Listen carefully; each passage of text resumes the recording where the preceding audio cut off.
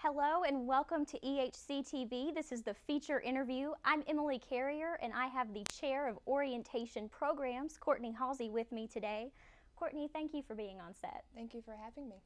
Now, let's start at the beginning. What inspired you to take on this leadership role with orientation? Well, it actually began coming as a freshman for my own orientation. I prayed a lot before coming to college. God used me in a way that my talents would be best used, and I could really emphasize what my call was, and to really help people in a way that really brought me into loving every single day of my life. And when I got here, the original chair of orientation, Elizabeth Walsam, was that initial spark.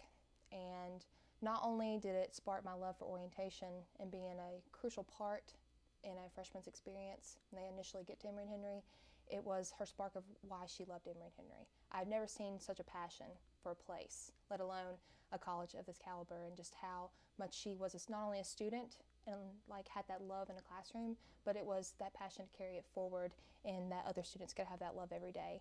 So from that, it was a lot of faith in that, knowing that she had that love and that I could have it too, and that I could pass it on. And I applied for the job my sophomore year after being an orientation leader for a summer and a fall, and was blessed enough to get the assistant position. And then the next summer I said, let's go for the gold. Let's take that head position and really leave the legacy that I thought that God had called me to have on this college. So this leadership role, it's a full-time job, comes with an office on campus. So since you were assistant before, was this your second summer at Emory Henry? Yes, ma'am. And how was that? How was that experience? I couldn't have asked for better. You really get to see the inner workings of a college when you live here in the summer. And not only is the campus most beautiful during the summer, it is the people that are the most beautiful, because you can really step outside of what the normal daily routine that you not only do but everyone else you're working with is, and really have a conversation of why you're here. Not just, Emory Henry is the what, but what makes it great is the who.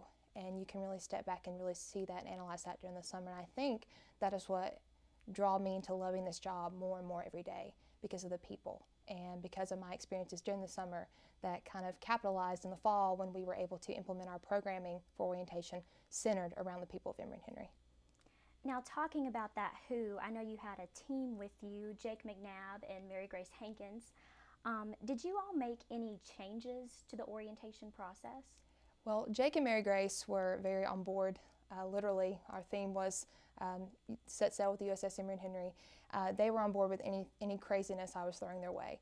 And we did try to capitalize on what was Emory Henry this year. I think in the past we kind of did things on cruise control, where we did the things right, but we weren't really going for the gold. And I felt like we did that a lot this year by implementing new leadership programming that also implemented different people on campus and brought them in to really seeking how they could help improve orientation as well and really help increase in excellence. So we did change a lot, and Jolie Lewis, who came in mid-summer, had only seen one orientation go through. She was able to be a rock star for us in the fall.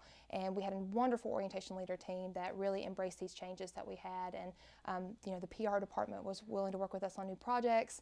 And I'm just so blessed that I was able to meet so many people that initial summer, that they were able to trust me and have faith in me, that I could have faith that this campus needed this to happen and take on these new roles and initiate different things for the freshmen, just to see initially how much they could love Emory Henry from day one.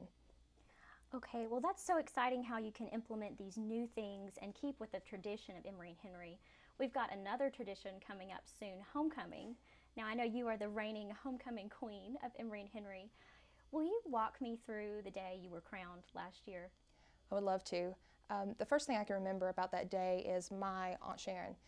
She lives in Roanoke, Virginia, and is a mother of a special needs child. My cousin Abigail is autistic. And with that, she has sacrificed a lot to have what's best for her child. And she doesn't get to experience a lot of these things, doesn't get to travel a lot. And this was probably one of the first times she had been on campus. And for her to be here that day and her looking at me and telling me, it doesn't matter if you win or lose, you're still a queen to me. And for her to have that much faith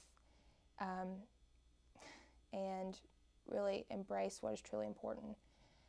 For me to be crowned that day and her to be a witness to that, I think that was the most memorable thing for me, as well as seeing President Rosalind Reichard and Dr. Roper be there at the end. I couldn't have asked for a better day. And just to be nominated by the Fellowship of Christian Athletes, the fact that they could recognize me as someone they wanted to put on that field, to have the Fellowship of Christian Athletes mission represented, I couldn't have asked for a more blessed moment. Right. And in your year as queen, you've been pretty busy. I know you're starting on your last season as a college softball player. Do you want to talk about that? What are your hopes for this season with your new coach? Well, it's like I've told the girls on the team, as well as Coach Forrester. I didn't have a senior softball season, when I was in high school. So this is kind of a different feel for me. I don't really know what to expect other than to go for excellence. And I've never seen a team more enthusiastic about embracing a program. And the first 3 years here, we may have had a team, but not a program, and not an established mission and an established core of what page we want to be on. Everyone says, oh, we want to win ODAX, but it's so much more than being a number on that field. It's being a Lady Wasp. It's embodying that leadership and that confidence in the classroom as well as on the field. So that is the top of our priorities this year. And I could not be more excited to be a part of a team and to really embrace my senior year and take on every challenge thrown my way. Well, we are so excited for you. I guess the question now, you're finishing up your biology degree. I know you just took the GRE this past weekend. The big question is, what's next for Cortney Halsey? Well, hopefully happiness. And there's a lot of faith that has gone into every aspect I've had at Emory Henry. And everything I've experienced has led me into a call in the medical professions, as well as a job that kind of combines helping people with relationships and making those connections. So after this, I plan to go to graduate school for occupational therapy and just see where God takes me from there. Well, we are so excited for you. Thank you for being here today. I really enjoyed talking to you. And thank you for watching. This has been your EHC-TV feature interview. I'll now throw it over to Cole Conley with a new social media segment.